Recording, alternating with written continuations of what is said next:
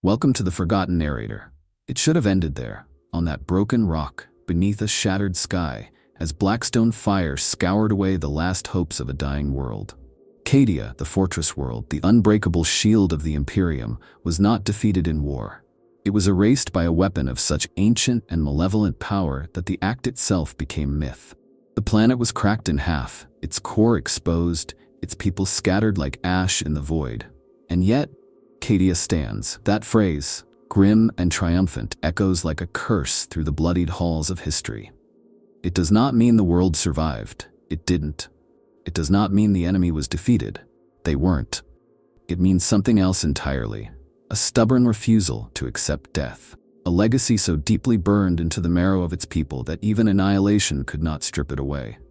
But in the cruel calculus of the far future, where war never ends and sacrifice is endless, one must wonder, should Cadia have been allowed to die with dignity, rather than be immortalized as a martyr, forever conscripted into a war it can no longer choose to fight? Cadia was not just a world, it was a bulwark of faith and fire, a planet forged in endless preparation for a war that never truly paused. Situated on the very edge of the Eye of Terror, it was the Imperium's shield against the nightmare tide of chaos. Every inch of its soil was sanctified by sacrifice, every mountain range mapped for military advantage, every family bound by generational duty to serve. To be born on Cadia was not a matter of chance. It was a sentence handed down by history, one that demanded unwavering loyalty and unflinching courage. Before it fell, Cadia stood as a testament to the Imperium's grim determination to endure the unendurable. The world itself was a massive military complex. Fortresses carved into mountains, cities structured like bastions, orbital defense networks so vast they darkened the sky. Its people were not citizens in any traditional sense. They were warriors in waiting. The entire planet functioned like a war engine, humming with readiness, with children drilled in battlefield formations and schools built like bunkers. From orbit, Cadia looked as though it had never known peace, because it hadn't. Peace was a luxury it could not afford. Not while the Eye of Terror burned just beyond its reach. What made Cadia truly unique, however, was not merely its defenses, but its ideological purity. Unlike many other worlds of the Imperium, which often drift into dogmatic heresy or local superstition, Cadia maintained an extraordinary level of discipline and loyalty to the central creed of the Imperium. The proximity to chaos made it ruthlessly vigilant. There was no room for compromise, no tolerance for deviation. This purity was not born from piety, it was survival. When the warp storms raged or daemons clawed at the veil, it was the Cadian regiments who answered the call without hesitation, without question. Cadia's military might was legendary, but not because it possessed the most advanced technology or the largest number of troops. Its strength lay in its standardization. Every soldier drilled to perfection, every squad seamlessly integrated, every command obeyed with machine-like precision. The Cadian shock troopers were the gold standard by which other Astra Militarum units were measured. They didn't need flamboyant titles or exotic war gear. They had lasguns, flak armor, and an iron will. That was enough to win wars. And they did win wars, endlessly. From the borders of Segmentum Obscurus to the death worlds of Armageddon, Cadian forces were present wherever the Imperium bled. Their identity was interwoven with every campaign, their reputation so fierce that even Xenos spoke the name Cadia with a grudging respect. Yet this perpetual state of war eroded any distinction between personal identity and military service. For the Cadians, war was not a profession. It was existence itself. Life before the gun was myth. Peace was a ghost story. The world also served a symbolic role, a lighthouse of resilience in the dark sea of chaos. To many across the Imperium, Cadia's continued resistance served as proof that the horrors of the warp could be held at bay. Its survival was taken as a divine sign, a promise that the Imperium could not be broken. That symbolism became a weapon, both for morale and propaganda. Cadia could not be allowed to fall, because if Cadia fell, then what hope remained? Even the Adeptus Astartes respected Cadia. Though genetically superior and often aloof from the affairs of mortal men, the Space Marines knew that when they fought beside Cadians, they were not leading, only complementing. The Cadian command structure, drilled and tested through endless war, could operate at near Astartes efficiency. In campaigns where many regiments crumbled under pressure or turned on themselves in despair, the Cadians held fast. They were incorruptible, not because they were immune to chaos, but because their entire lives had been a crusade against it. The truth, though, is that Cadia was never sustainable. A world permanently on the edge of damnation, with every generation fed into a furnace of attrition, is not a society. It is a factory of death. The people of Cadia were not allowed to live. They were merely prepared to die. And yet, they embraced it, not with joy, but with grim pride. To be Cadian was to be a cornerstone of humanity's last wall against the abyss. No cost was too high. But therein lies the tragedy. For all its glory, Cadia was a place of indoctrinated sacrifice. It taught its children to shoot before they could read. It celebrated death and service more than life and peace. It made heroes, yes, but it made them by breaking them, one soul at a time. When we look back on Cadia before its fall, we must ask whether we admire its strength or mourn the price of it. On Cadia, war was not learned, it was inherited. Children were not raised, they were forged. Before they could write their names, they were taught how to field strip a lasgun. By adolescence, they were executing live-fire drills, mimicking battlefield commands with mechanical precision. The phrase, "Generation War," is not metaphorical here. It is a literal cycle, passed from parent to child like a sacred rite, each new life molded to replace the one that was already lost or soon would be. The process begins almost immediately after birth. Cadian infants are not swaddled in lullabies, but conditioned by alarms and drill calls. The creches are not daycares, they are barracks in miniature. Children sleep in rows, wake at the same time, eat the same rationed meals. They are assigned ranks within their youth squads and subjected to performance assessments by drill sergeants, whose compassion has been bleached away by decades of attrition. There is no space for personal dreams, no time for play. The only game is war, and the only prize is the privilege of living long enough to serve. This system, brutal as it sounds, is not imposed through cruelty, but internalized through pride. Cadian children are taught that there is no greater honor than to be selected for the Astra Militarum. Being chosen is not a chance, it is destiny. Their entire lives are pointed like a bayonet toward that singular purpose. Even those who fail to meet frontline standards are funneled into support roles, command cadres, or planetary defense. No one escapes the uniform. There is no outside, there is only service. What's haunting is how complete the indoctrination is. By the time they are old enough to question it, the culture has already filled in the answers. Cadia stands, they are told, not as a slogan, but as a fact of nature. The Cadian Creed, etched into every corner of their education, teaches that loyalty to the Imperium is worth more than life, that disobedience is death, and that hesitation is heresy. It is this mentality that makes Cadian troops so reliable, so fearlessly obedient in the face of annihilation.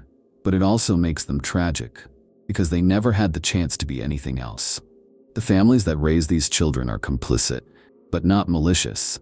Most parents on Cadia are themselves veterans or active duty. They pass down uniforms like heirlooms, teach hand signals before handshakes, and recount battles as bedtime stories. Mourning is short and formal. There is always another campaign, another deployment. Grief is a luxury that weakens morale. Love is expressed not in soft words, but in firm salutes and battlefield efficiency. A child's worth is measured by how well they carry the legacy forward.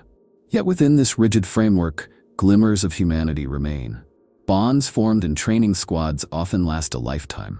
Camaraderie among regiments becomes a surrogate for family. In their stolen moments, between drills in the trenches under stars that do not burn with warp taint, Cadian soldiers still laugh, still joke, still dream, if only quietly. These small rebellions of the soul are all that remain of what the galaxy has stripped from them. But we must ask, what does it mean to raise a child for war? In the Imperium, survival often justifies the unthinkable. A galaxy this cruel permits no innocence. But Cadia did not just adapt to that reality, it institutionalized it. The planet became a conveyor belt for soldiers, optimized for obedience, purged of variance. And in doing so, it lost something irreplaceable: the chance for its children to define themselves beyond the barrel of a gun. Even other Imperial worlds, grim and militant as they are, rarely reach this level of saturation. Death worlds produce tough survivors, hive worlds churn out gang-hardened killers, but Cadia refined the very soul of military service into a hereditary condition. There is a beauty in that efficiency, a kind of terrible poetry, but also a profound horror. Because when a child is told that their highest purpose is to die for a cause, they are not given a life, they are given a countdown. In the ruins of Cadia, amidst the broken monuments and collapsed bastions, one can still find the remnants of training fields, charred practice dummies, shattered helmets too small for adult heads. It is here, among these ghosts, that the full weight of Cadia's sacrifice becomes unbearable. Not because of how many lives were lost, but because of how many never had the chance to truly begin. There is a cold iron certainty in the Cadian creed. It does not inspire, it commands. Cadia stands as not a motto, it is a mandate.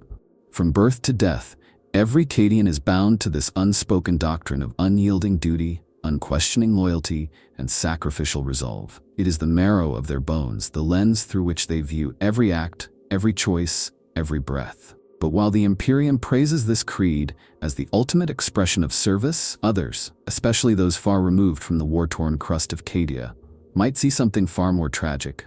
A people who have been trained to confuse obedience with identity and sacrifice with worth. The Cadian creed was not carved into stone tablets or pronounced by ancient prophets. It evolved through necessity, hardened over centuries by proximity to the Eye of Terror and the relentless attrition of chaos incursions. Its rules are not written, but lived. The creed demands discipline beyond reproach, courage without question, and death without hesitation. It shapes not only battlefield tactics, but how one loves, grieves, and remembers. To falter in the creed is not just failure, it is betrayal. The worst insult a Cadian can hear is not coward, but dishonored. This mindset builds unshakable soldiers, but at what cost? There is little room for personal morality in the creed. Orders are absolute, doubt is heresy. Even kindness becomes suspect if it interferes with efficiency. There are no meditations on the justness of war, no quiet debates about the meaning of life. The only virtue is survival in the Emperor's name. Anything less is failure, and failure cannot be allowed. This is a psychological crucible that burns away empathy, leaving behind men and women who no longer know what it means to live for anything but command. It is often said that Cadians do not retreat, they regroup. They do not die, they stand. These aphorisms are spoken with pride, repeated with reverence. But there is a hidden desperation in them, a denial of loss, a refusal to accept the futility of it all. It is not bravery alone that keeps a Cadian charging into the guns of chaos. It is an inability to conceive of any other course. The creed has removed the freedom to despair. Compare this with the philosophies of other regiments. The Vostroyans, who view service as a sacred familial debt. The Talarn, who fight with cunning and flexibility, respecting life as a resource. Even the Death Corps of Krieg, for all their suicidal tenacity, are driven by guilt and atonement. But Cadia? Cadia simply obeys. It is a world that has replaced introspection with protocol, and in doing so, made itself the perfect servant, and perhaps the perfect victim. The creed also binds the survivors. After the planet's destruction, those Cadians who lived were not offered respite. There was no sanctuary, no period of mourning. Instead, the creed was weaponized anew. Their home gone, their people scattered, they clung to the only thing left, the belief that Cadia still stood within them. And so they became missionaries of the creed, carrying its cold fire across battlefields where no one remembered the world they came from. They are not allowed to rest, not allowed to rebuild, only to continue. One could argue that the Cadian creed is the ultimate expression of the Imperium's philosophy.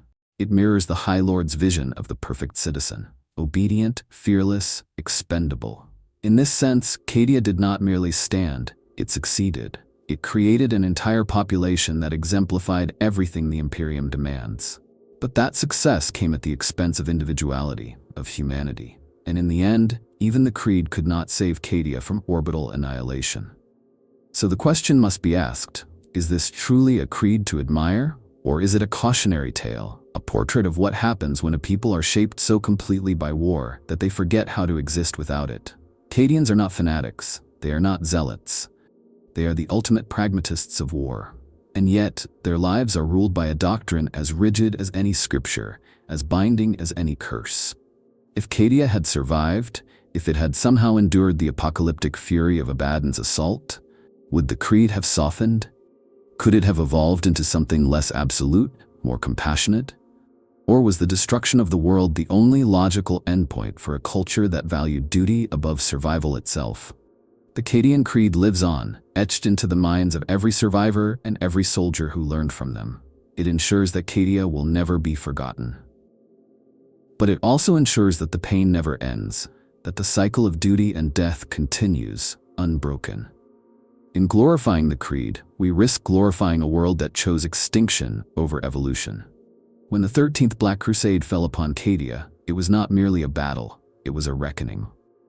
For millennia, Cadia had stared into the eye of terror, daring it to blink. And when Abaddon the Despoiler came with his armada of horror, it was as if all the rage of the warp surged forth to answer that challenge. The scale of the assault was unprecedented. Chaos poured through the Cadian gate like blood from a wound, and the Imperium responded with everything it could muster. But the tide was too vast, too ancient, too furious. What followed was not a battle for territory, it was a war for the soul of reality. Cadian regiments met the onslaught with the grim efficiency for which they were renowned. Every trench became a grave, every bastion a last stand. The defenders did not ask for reinforcements, they expected none. They fought as if already dead, each moment bought with blood, each fallen comrade fueling the resolve of those still breathing. Commissars did not need to execute deserters. There were none. The creed held. It was not only the Guard, the Adeptus Astartes, from chapters as varied as the Black Templars, Imperial Fists, and Space Wolves, descended to join the fray. The skies were blackened with drop pods and the shriek of demonic engines. Titans of the Collegia Titanica strode the burning plains, trading earth-shaking blows with their corrupted counterparts. Orbital combat raged above, a maelstrom of void warfare so intense that entire fleets were annihilated in moments. And below it all, Cadia burned, but stood. But even the most disciplined defense cannot defy the laws of physics. The scale of destruction unleashed by Abaddon was not meant to conquer Cadia. It was meant to obliterate it. The Blackstone fortresses, ancient constructs of immense and arcane power, were turned against the world itself. With one apocalyptic gesture, Abaddon tore open the surface of Cadia, sending tectonic shockwaves that shattered its crust and bled magma into its oceans. The planet was dying, and still, the Cadians did not yield. One could write volumes about the individual acts of heroism during those days. The martyrdom of Lord Castellan Creed, who orchestrated the planetary defense with inhuman clarity. The defiance of Saint Celestine and her seraphim, descending in radiant fury to stem the tide of heretics.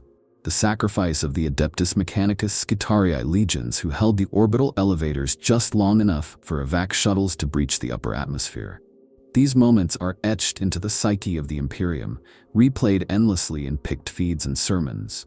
But for every legend, there were 1,000 nameless souls who fell unknown and unrecorded, whose only legacy is that they delayed the end by one more minute. The fall of Cadia was a fracture in more than stone. It was a psychic wound. The destruction of the planet tore a rift in reality, opening the Citrix Maledictum, the Great Rift. A galaxy divided, a nightmare made manifest. In death, Cadia did not simply fall, it transformed the cosmos. Its sacrifice became the catalyst for a new era of chaos, pain, and revelation. And still the phrase echoed, Cadia stands. But this defiance, heroic, yes, was also horrifying.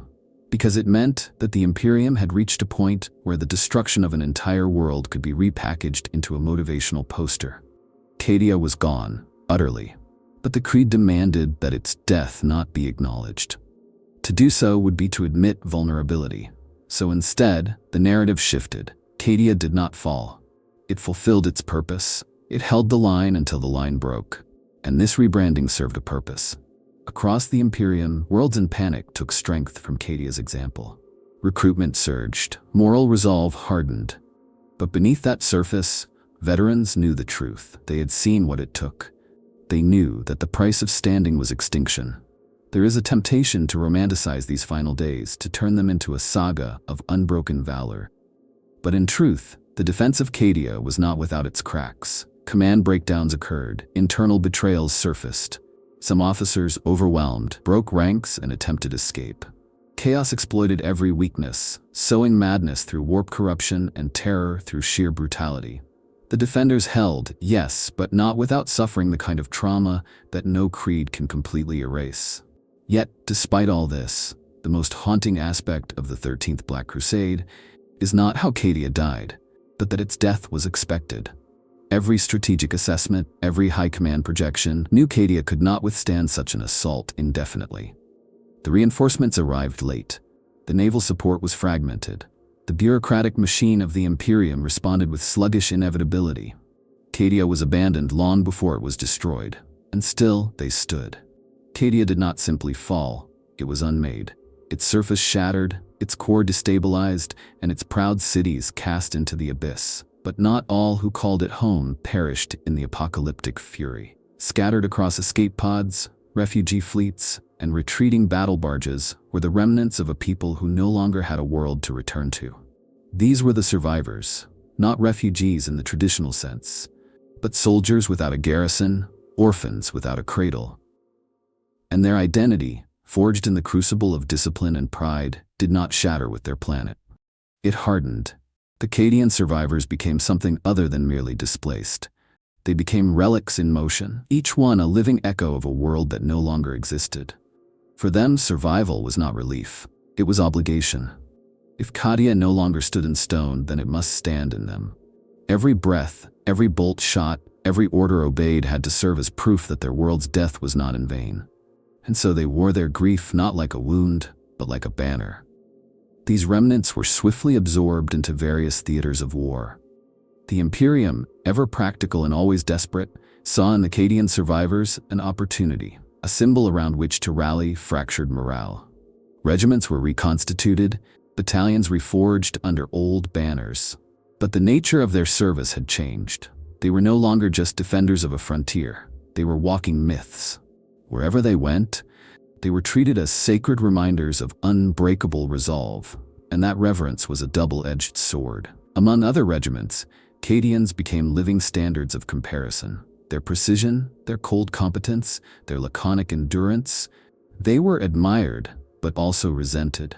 What had once been camaraderie became distance. You wouldn't understand, a Cadian might say, and they would be right.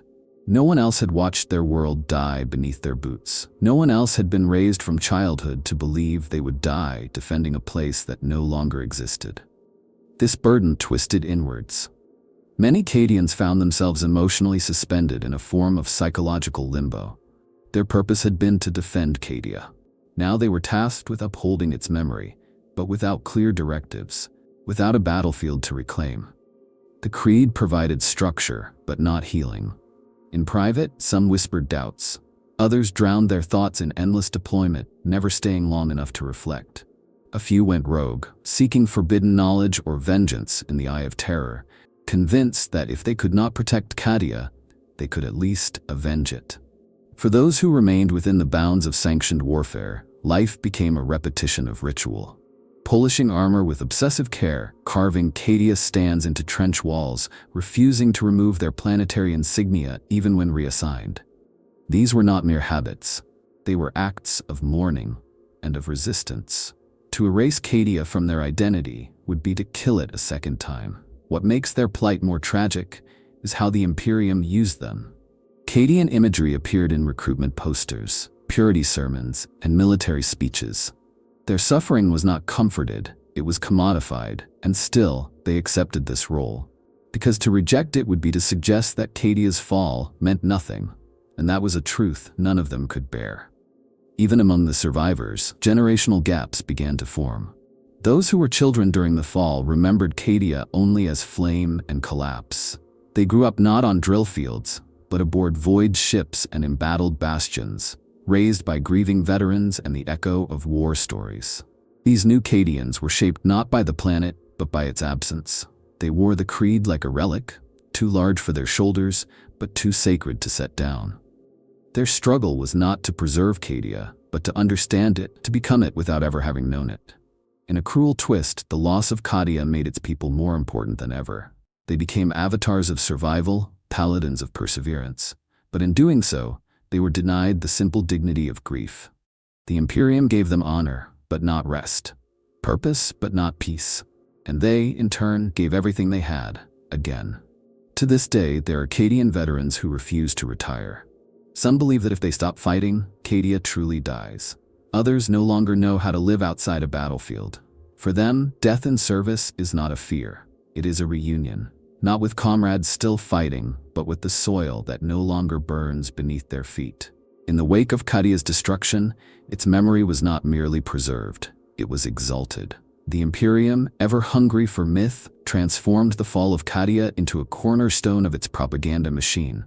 From hive cities on Terra to outposts in the Ultima Segmentum, statues were erected, murals painted, and sermons delivered. The phrase, "Cadia stands," echoed through voxcasters and cathedral halls, becoming a rallying cry not just for soldiers, but for civilians and psychers, scribes, and priests. In the Imperium's endless war for morale, Cadia's annihilation became its most effective weapon. But myth is a dangerous thing. It sanitizes, it simplifies. The blood, the screams, the hopeless last stands, these are replaced with clean visuals and heroic slogans. The Cadians who survived are presented not as grieving warriors, but as idealized paragons of imperial virtue. Their trauma is rebranded as strength, their exhaustion is masked as stoicism, and their silence, born of pain, is interpreted as noble resolve. In making Cadia a symbol, the Imperium stripped it of nuance, and in doing so, reshaped reality. This mythologizing serves multiple purposes. It unifies a fractured galaxy by providing a singular legend of loyalty and sacrifice. It inoculates despair by replacing sorrow with pride. It distracts from systemic failure by celebrating individual valor. The Administratum and the Ecclesiarchy use Cadia's image like a relic, displaying it on banners, etching it onto coins, invoking it during tithes and tributes. In some sectors, recruits are made to swear oaths before hololiths of fallen Cadian heroes, many of whom never existed. These fictions matter more than the truth because they are useful. And yet, for the survivors, this legacy is bittersweet. Their suffering is elevated to legend, but their voices are lost in the retelling. The nuances of their pain, their questions, their regrets, all are sacrificed to maintain the purity of the myth. There is no room in the imperial narrative for disillusioned veterans or haunted eyes, only for clean uniforms and clenched fists, only for Cadia the idea, not Cadia the reality. Worse still, this myth is used to shame other regiments. When a planet fails to hold the line, when soldiers retreat or falter, commanders ask, would Cadia have broken? The implication is clear. If you do not die in place, you are lesser. If you feel fear, you are weak. This weaponized martyrdom infects doctrine, encouraging suicidal resistance even when strategic withdrawal would save lives. It enshrines death as the only victory. In idolizing Cadia, the Imperium spreads its fatalistic ideology further and deeper than ever before. There are some who recognize the danger. Whispered conversations in off-world bars, murmured regrets among aging generals, heretical pamphlets hidden beneath floorboards, all speak of the cost of myth. Some accuse the Imperium of murdering Cadia twice, once with indifference and again with falsehood. They argue that if the truth had been acknowledged, if the Imperium had grieved instead of glorified, perhaps some lessons could have been learned. Perhaps future worlds could be spared the same fate. But such thoughts are treason. In a galaxy where hope is a finite resource, any narrative that inspires must be preserved at all costs, and so the myth marches on. Cadia stands, not because it lives, but because it must. It stands in murals, in sermons, in the unwavering eyes of indoctrinated youth who know nothing of the screams beneath the rubble. It stands because the Imperium cannot afford for it to fall. Yet there is a darker dimension to this legacy. For within the forces of chaos, Cadia's myth is also known. The traitor legions mock it in their war cries, daemons hiss it in parody, and black legionnaires wear fragments of Cadian armor as trophies. Abaddon himself keeps Cadian relics in his vaults, not out of respect, but as reminders of the enemy's delusions. The more the Imperium venerates Cadia, the more its enemies use that veneration against them. Still, the machine grinds on. Propaganda pict feeds show children marching in perfect Cadian formations. Vox chants replace prayers with the creed. And even now, in the darkest corners of the galaxy, Cadian banners are raised by those who never set foot on that shattered world. They fight not for strategy, not even for survival, but to keep the myth alive. Because in the end, that's what Cadia has become. Not a place, not a people, but a story. A story too important to die, too useful to question. A story that teaches the Imperium that the greatest act of loyalty is to burn and still say you stood. In the Imperium of man, loss is measured not in grief, but in silence. A world disappears from the stars, and the bureaucratic machine marks it as a statistical anomaly, a casualty of war. But Cadia? Cadia was different. Its death rang out like a thunderclap across the galaxy, echoing through the minds of billions. Yet for every voice that cried Cadia stands, there are 1,000 worlds whose names are never spoken, whose sacrifices remain entombed in forgotten data vaults. Why Cadia? Why not any of the others? This disparity reveals the brutal efficiency of imperial propaganda. Cadia became the legend because it was already famous. Its role as the gatekeeper to the Eye of Terror gave it strategic and symbolic weight long before the 13th Black Crusade. Its soldiers were among the most visible, its campaigns widely documented. It had brand recognition and the cold calculus of influence. So when it fell, it was mourned not because it was unique in its suffering, but because it was useful in its martyrdom. But consider the countless other fortress worlds that bled just as fiercely. Mordian, ever vigilant in its gloom, faces threats that would break lesser men. Armageddon, burning under orc sieges again and again, sees its defenders reincarnated in every generation through blood and fire. Krieg, a world that bombed itself to hell to prove its loyalty. Yet none of these garner the reverence afforded to Cadia. Their defenders die in anonymity, their bravery buried beneath layers of bureaucracy and indifference. What does it say about the Imperium that only some deaths matter? That only some worlds are deemed worthy of remembrance? It speaks to a deeper rot, a selective memory that elevates certain narratives while letting others wither. There are planets whose entire populations took up arms to resist Xeno's incursions, whose civilians fought tooth and nail in collapsing hive towers, only to be cleansed by exterminatus when the tide turned. No murals for them, no battle hymns, only silence. The tragedy is not that Cadia is remembered, it is that others are forgotten. It is that valor has become a currency, traded only when it can be leveraged for morale. The ghost worlds of the Imperium cry out not for fame, but for justice, to be acknowledged as more than fuel for the Emperor's war engine. There are veterans from these places who look upon the worship of Cadia with bitter envy, not because they hate it, but because they, too, carried the torch of sacrifice, and no one came to light their pyres. Imagine a world like Gaius Null overrun by Tyranids, whose last Vox transmission was a child whispering prayers over the screams. Or Yvrantis Prime, whose entire PDF detonated their own hive cities to delay a Necron advance. Their names flicker in data slates, then vanish. Their people are ashes, and their legacies non-existent. And yet their deaths serve the Imperium no less than Cadia's. The galaxy is built on these nameless bones. There is a kind of cruelty in the hierarchy of sacrifice. When the Imperium tells its citizens that Cadia stood, it implies that others did not, that they failed, that their deaths were not good enough. It imposes a mythos of martyrdom so exacting, so narrow, that entire populations are excluded from remembrance simply because their stories lacked a banner or a surviving witness. Even among the Inquisition there are whispered concerns.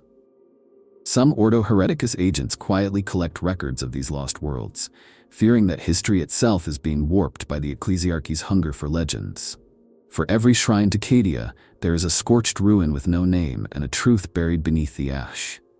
The greatest heresy, perhaps, is forgetting.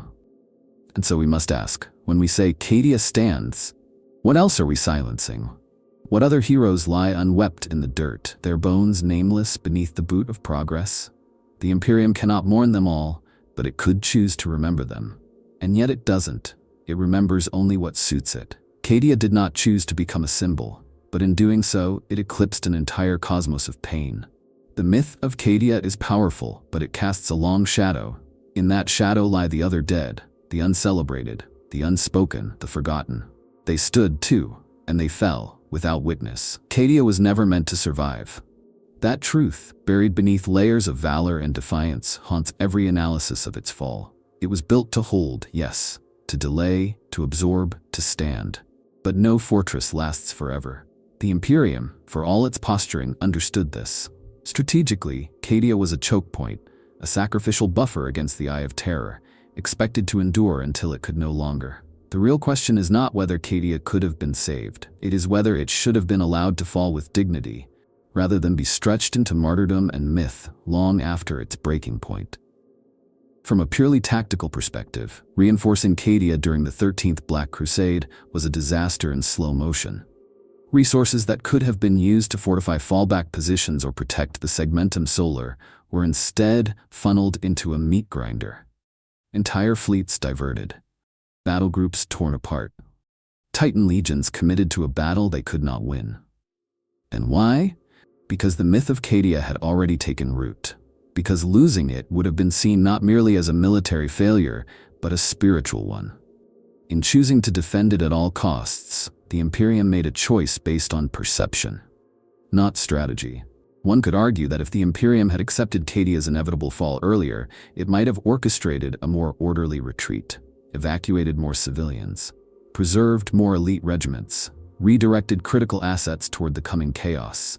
But such pragmatism is heresy in a system built on appearances. To abandon Cadia even tactically would have been to admit weakness. And so it was fed, again and again, until there was nothing left. But beyond the military calculus lies a deeper, darker truth.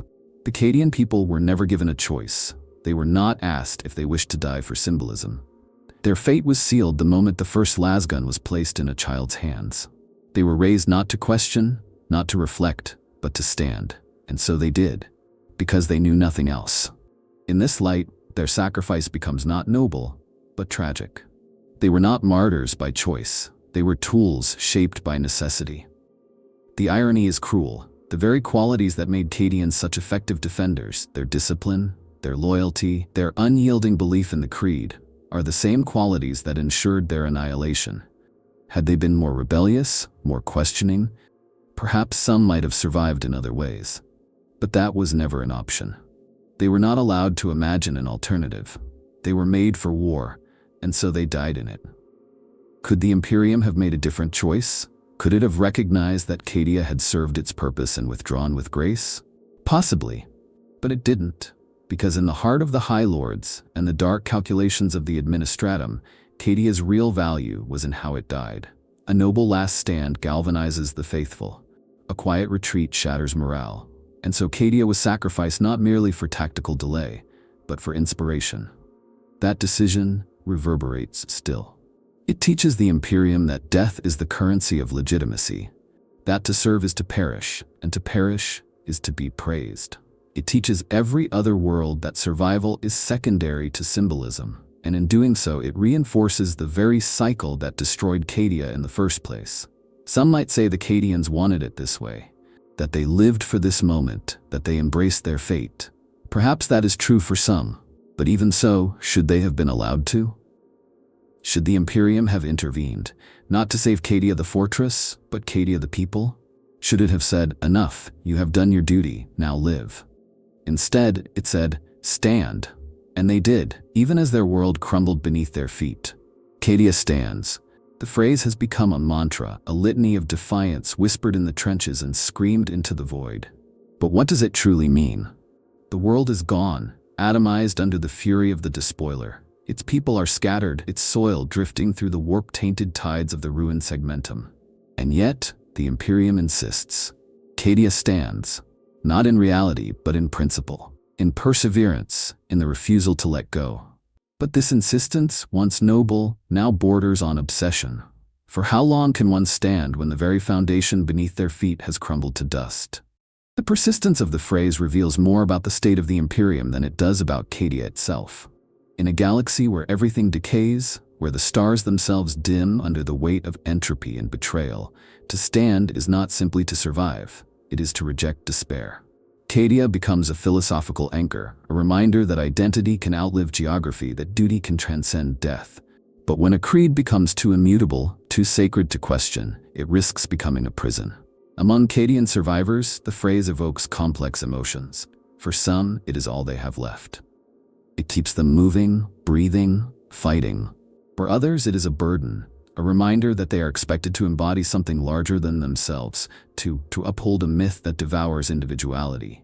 They are no longer allowed to fall apart, to rest, to mourn. They must stand, always, because Cadia stands. And yet, for the Imperium, this is the perfect outcome. The idea of Cadia becomes a perpetual fuel source. Its memory can be polished, shaped, and deployed like a weapon. If the people of Cadia ever stopped standing, if they wept, if they broke, then the lie might unravel. And so they are kept in motion, cycled through battlefronts like relics passed between crusades. They are monuments in flesh, each scar another verse in a hymn none of them wrote. This insistence on standing, on enduring without end, speaks to a deeper sickness within the Imperium. It cannot let go. It cannot change. To evolve would be to admit flaw, and to admit flaw would be to crack the mask of eternal righteousness. So Cadia must stand, not because it is alive, but because the Imperium has no other story to tell. It must echo this myth forever, lest the silence reveal something far more terrifying, that Cadia did fall, and with it, the illusion of imperial infallibility.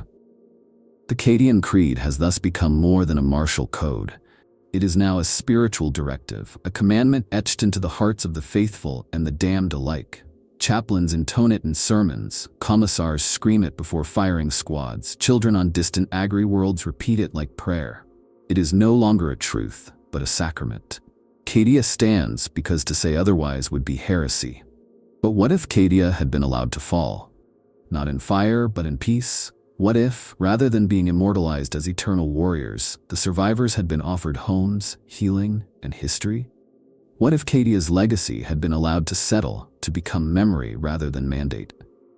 There is no room for that question in the Imperium. It cannot tolerate closure, only continuation. So the phrase endures, hollowed by repetition, sanctified by necessity. It is both armor and shackle. For the Cadians, it means they are never allowed to die. Not really. For the Imperium, it means the war can never end. Cadia stands, not as a place, not even as a people, but as a monument to an empire that cannot imagine anything but war.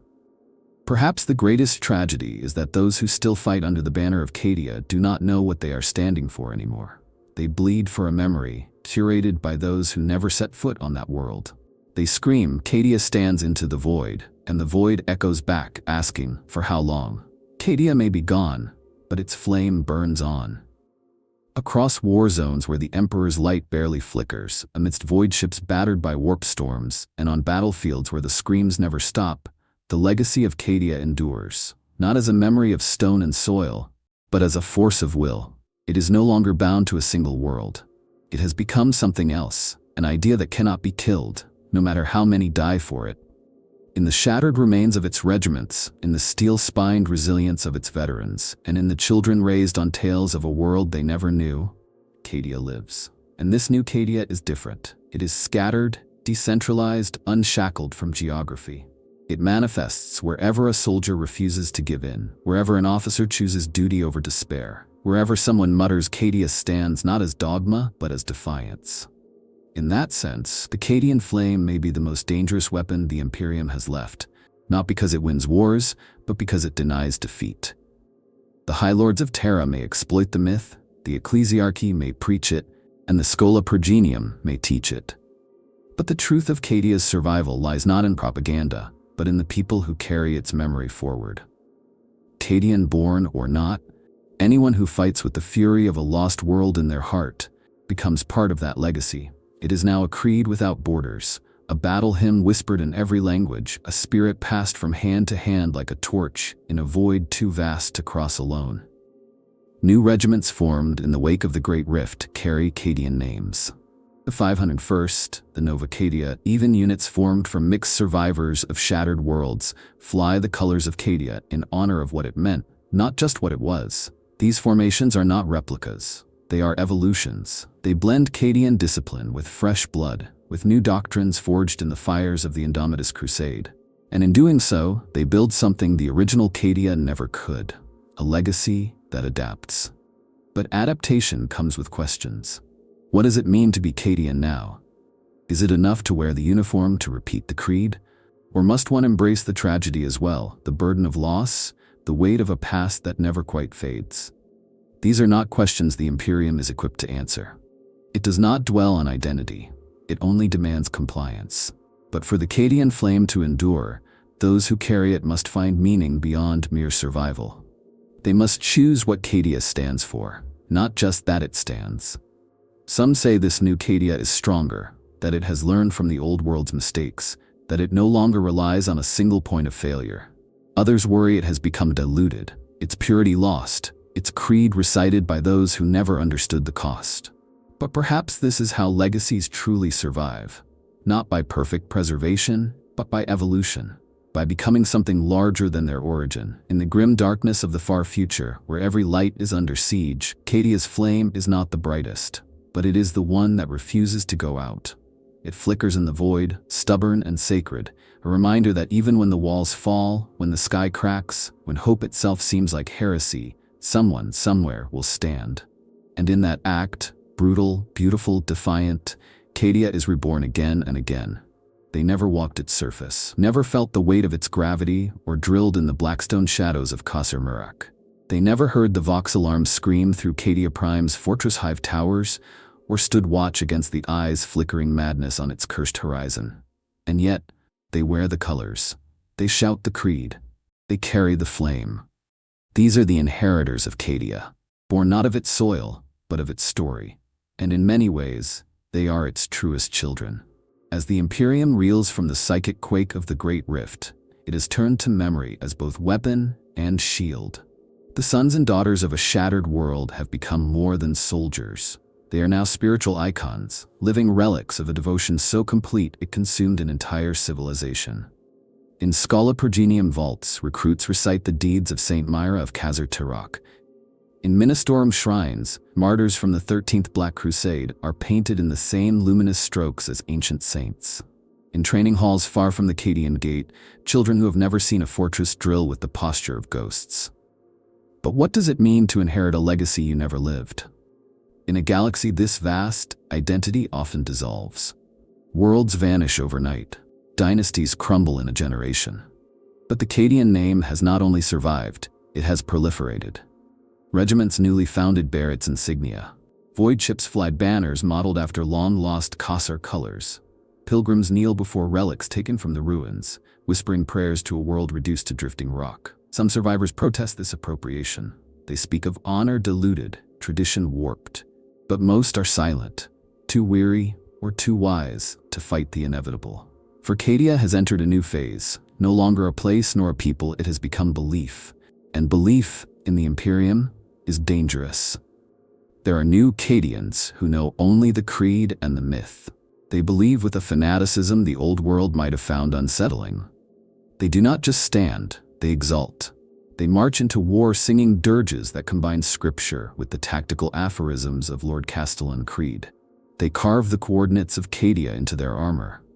They bleed in its name, though they've never smelled its air or heard its silence. Their Cadia is a perfect thing, unmarred by bureaucracy, free of failure. Their Cadia never made mistakes, their Cadia never doubted. Their Cadia is a god, and in that worship, the truth is lost. This isn't new. The Imperium thrives on distortion. The Emperor himself has become a myth, no longer bound by the man he once was.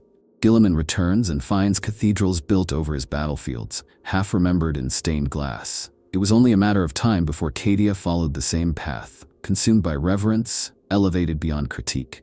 But Cadia was never perfect. It was cold, brutal, sacrificial to a fault, and yet it was human. It was real. The people who lived there bled not for glory, but because they had no other choice. Now, those choices are gone. In their place, ideology, perfection written after the fact. Inquisitors have noted a rise in cultic behavior within newly minted Cadian regiments. Not heretical, not yet, but zealous, detached. These soldiers do not mourn Cadia, they do not speak of its people, they speak only of its purpose, its purity, its promise. For some, Cadia has become the final proof that the Imperium's way is correct. If a world could burn and still stand, then death itself is irrelevant. Survival is obsolete. All that matters is the creed. Others go further. They seek relics in the ruins, scouring asteroid fragments with Mechanicus teams. Not for archaeotech, but for bones, helmets, uniform scraps. To them, these are more sacred than any saint's fingerbone. Entire warbands have formed whose sole mission is to avenge Cadia, not from chaos, but from those they believe failed to protect it. They preach purity through fury, and their fury knows no bounds. Some even whisper of psychers receiving visions, not from the warp, but from something deeper. From Cadia itself, from the dead who will not rest. This is the cost of myth. Cadia was once a shield, now it is a fire, and fires spread. But not all who claim the Cadian name have fallen into zealotry. There are those who carry the legacy with humility, who honor the dead not with shrines but with discipline. They train harder, fight smarter, question orders but never commitment. These are the true heirs, not because they chant the creed, but because they understand the weight of it. They know that to stand is not to be unbreakable. It is to choose resolve, even when broken. For them, Cadia is not a legend. It is a wound, a lesson, a challenge, and they are the ones who will shape what comes next. Because if Cadia is to truly live on, it cannot be perfect. It must be real. It must include its contradictions, the glory and the horror, the strength and the sorrow. To be Cadian is not to erase the past, it is to carry it. All of it, especially the parts no one wants to remember. There are wounds the galaxy refuses to acknowledge. Not because they are hidden, but because they are too visible. Too raw. Cadia was not just a planet, it was a keystone in the Imperium's psyche. Its death tore something loose from the collective unconscious of humanity, and even now, in the cold corners of space where its name is barely whispered, the echoes of that rupture can still be felt, not only by its sons and daughters, not only by its worshippers, but by its enemies, its observers, and the stars themselves. Among the Chaos warbands that tore Cadia apart, the fall is often recounted not with joy, but with reverence. In the twisted cults of the word-bearers, Cadia is spoken of as a sacrificial altar, an offering of defiance to their dark gods. They revere it not as a foe defeated, but as a symbol of imperial arrogance finally humbled. In this strange, mirror-reverse theology, Cadia becomes a holy place. Pilgrimages are made to the debris fields around its remains. Demon hosts howl prayers amid its orbiting ruins. To destroy something so pure, so resolute, gave them meaning. And in that meaning, they built temples of blood.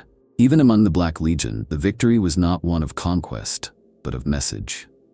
Abaddon's triumph was not tactical, it was mythological. He did not just kill a world. He proved that the Imperium's most sacred fortress could be broken, that no amount of loyalty or discipline could hold back entropy forever. The broken stones of Cadia were not discarded, they were taken, carried, shaped into monuments aboard his flagship, not as trophies, but as reminders. This was not the end. It was the beginning. And what of the Xenos? The Eldari, ever attuned to the psychic currents of the galaxy, felt the shockwave of Cadia's death as a scream in the webway. For some it was an omen, the final sign that the Rana Dandra, the final war, was no longer myth but momentum. Their seers drew circles of ash in quiet chambers, mourning not Cadia, but the balance that had been broken. Even the Drukhari felt the tremor. In the arenas of Kamara, gladiatorial matches themed after the fall of Cadia became morbidly popular for a time, until even they grew uneasy at how the memory lingered, unshakable. The Tau, distant and ideologically removed, analyzed the event with cold detachment, and yet, even they could not ignore the psychological contagion that followed. Refugees from shattered imperial sectors brought tales of Cadian wrath. Regiments so scarred they no longer sought victory, only vengeance. Even Tau commanders, born into a culture that barely understood grief, noted the difference. Cadia had not just fallen, it had awakened something ancient, something relentless. Inquisitors whisper that a new psychic archetype is forming across the Astronomicon. A conceptual scar, a symbol burned so deeply into the minds of humanity that it has begun to manifest in dreams, in visions, in moments of irrational resolve. They call it the wound that stands. A paradox, a place that no longer exists but refuses to be forgotten. Psychers have painted visions of a dead world cradled in a giant hand of fire. Others report hearing vox signals from the void, coded in patterns that resemble Cadian alert protocols, broadcasts from nowhere. This is the shadow of Cadia. It is more than memory, it is mutation. Not of flesh, but of spirit. And in the Imperium, where belief is power, such shadows are not harmless. There are those who would turn Cadia into a weapon of faith, who would shape it into a doctrine, a dogma, a threat. Already the Ecclesiarchy compiles a new catechism, the Liber Casrius, a holy book based on the recorded speeches, battle oaths, and dying words of Cadian officers. It is said that reading from it inspires unnatural courage. Some say it kills the reader outright. Either way, it spreads. And as it spreads, the shape of the galaxy twists with it. Because Cadia is not just a ghost, it is a pressure, a gravitational force. It pulls on the minds of those who hear its name, demanding acknowledgement, demanding repetition, demanding war. The more the Imperium clings to it, the more it reshapes them. The more they stand, the more they forget why they stood in the first place. The tragedy is no longer that Cadia fell. It is that it never left. So if you've ever wondered whether Cadia should have been left to die, remember this. Cadia did die. And yet, here we are. Still fighting, still standing, still shouting into the abyss. That is the Imperium's inheritance. That is Cadia's curse and its gift. If this video resonated with you, if you feel the weight of these stories and the spark of their meaning, then join us. Subscribe to the channel, share your thoughts in the comments, and let the Cadian flame burn a little brighter. Because the war is far from over, and Cadia still stands.